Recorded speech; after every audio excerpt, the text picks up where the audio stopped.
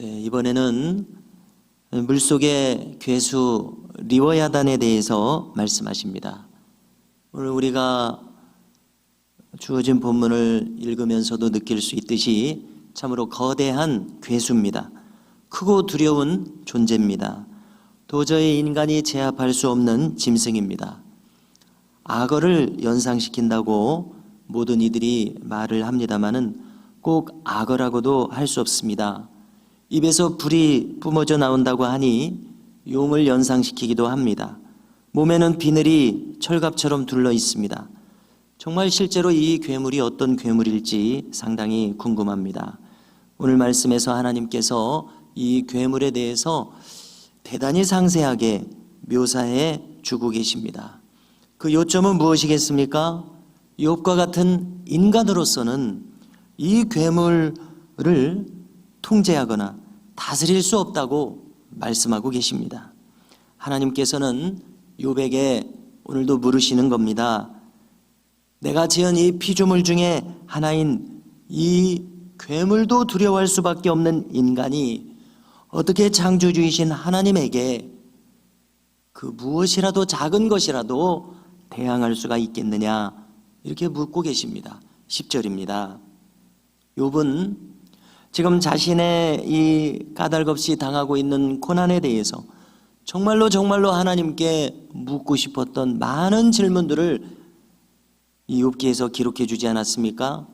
이것은 거의 하나님에게 대항하는 수준이었습니다. 하나님께서 나에게 이렇게 참담한 고난을 주실 이유가 도무지 없다고 생각이 되었기 때문입니다. 왜냐하면 더더군다나 욥은 하나님 앞에서 바르게 살고자 몸부림쳤던 사람이었었기 때문에 그렇습니다. 그래서 정말 까닭 잘못 생각하면은, 심하게 생각하면은 하나님을 향해서 배신감을 느꼈을 수도 있을 만한 그러한 일이라고 생각합니다. 그러나 우리가 성경을 읽으면서 욥이 배신감을 느꼈다고 표현하는 것은 찾아볼 수 없다고 생각됩니다. 그러나 어떤 선을 넘으면 그렇게까지도 생각할 수 있으리 많지, 정말 이해할 수 없는 고난을 그가 경험하고 있었습니다. 어떻게 이런 일이 저에게 닥칠 수가 있습니까? 그래서 하나님은 바로 이런 욥의 마음을 염두에 두시고서 이렇게 말씀하신다고 생각합니다. 아무리 거대할지라도 피조물에 불과한 리워야단에게도 대들 수 없는 인간이 어떻게 감히 창조주이신 하나님에게 조금이라도 항의할 수 있는 그런 마음을 가질 수 있겠느냐, 이렇게 지금 물으신다고 생각합니다.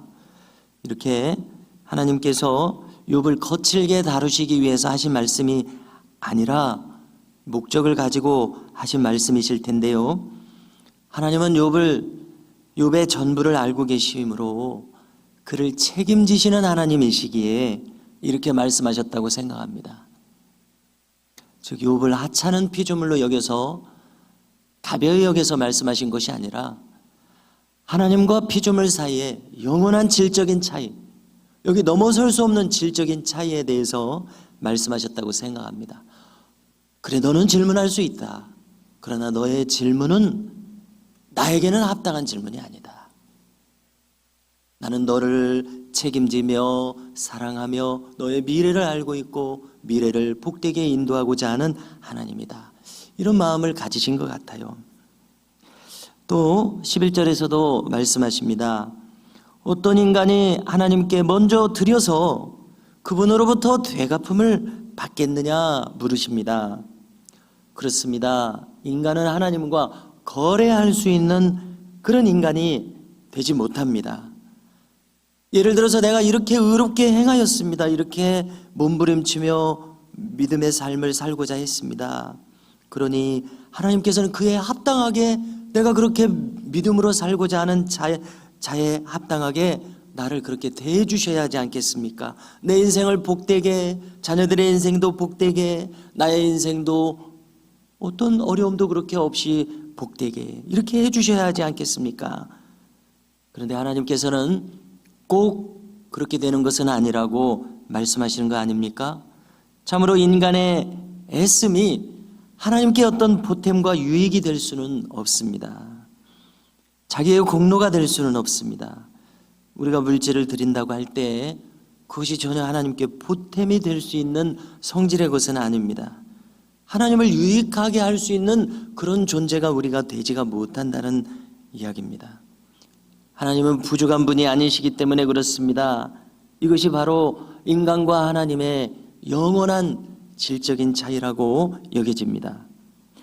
오늘 말씀에서 이 리워야단이 상징하는 바가 있다고 생각합니다. 그것은 인간이 도저히 어떻게 다룰래야 다룰 수 없는 바로 그 무엇을 상징한다고 생각합니다. 즉 우리 인간에게는 어떤 엄습하는 무서운 악의 힘이 있을 수 있습니다. 도무지 정리되지 않은 나의 인생에서 혼돈스러운 이런 주변의 세상이나 환경, 또 막무가내로 때로 나에게 다가오는 악인들의 악한 세력들도 있습니다. 그런 것들을 상징한다고 생각이 됩니다.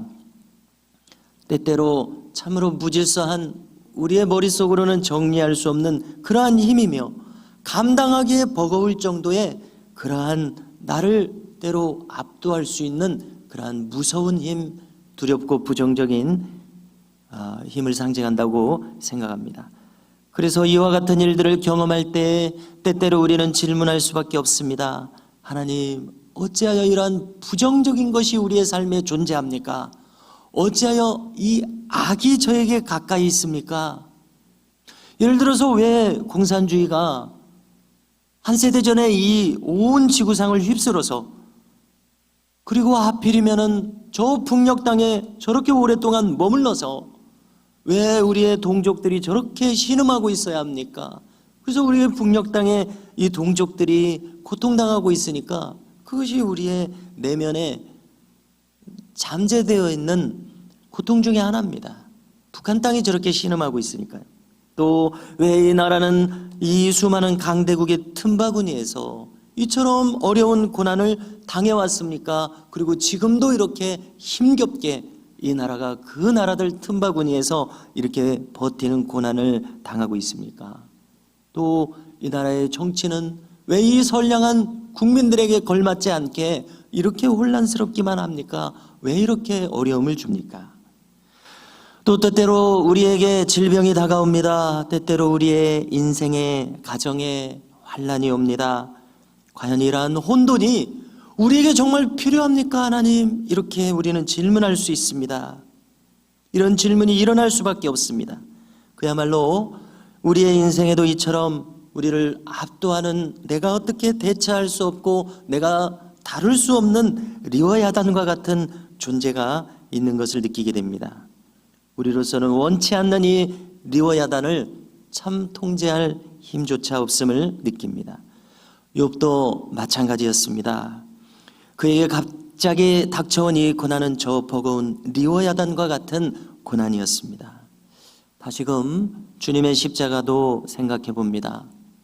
주님께서 십자가를 지시는 데 있어서도 하나님은 이 리워야단으로 상징할 수 있는 그와 같은 힘을 사용하셨다고 생각이 됩니다. 생각해 보십시오. 저 간악한 대제사장의 무리들, 그리고 바리새인들, 그리고 참으로 비겁하게 느껴지는 이 자기 앞가림만 하고 있는 이 빌라도와 같은 그러한 사람들, 거친 로마 군병들, 이처럼 하나님께서는 이 십자가의 이 역사를 이루시기 위해서 이와 같은 악인들도 사용하셨습니다. 잠언 16장 4절에서 말씀하시는 것을 찾아볼 수 있습니다. 여호와께서는 온갖 것을 그 시움에 적당하게 지으셨나니 악인도 악한 날에 적당하게 하셨느니라.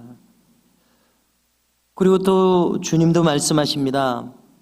말씀하시기를 가라지를 그대로 두어라. 가라지를 뽑다가 곡식까지 뽑을까 염려하노라. 이렇게 말씀하셨습니다.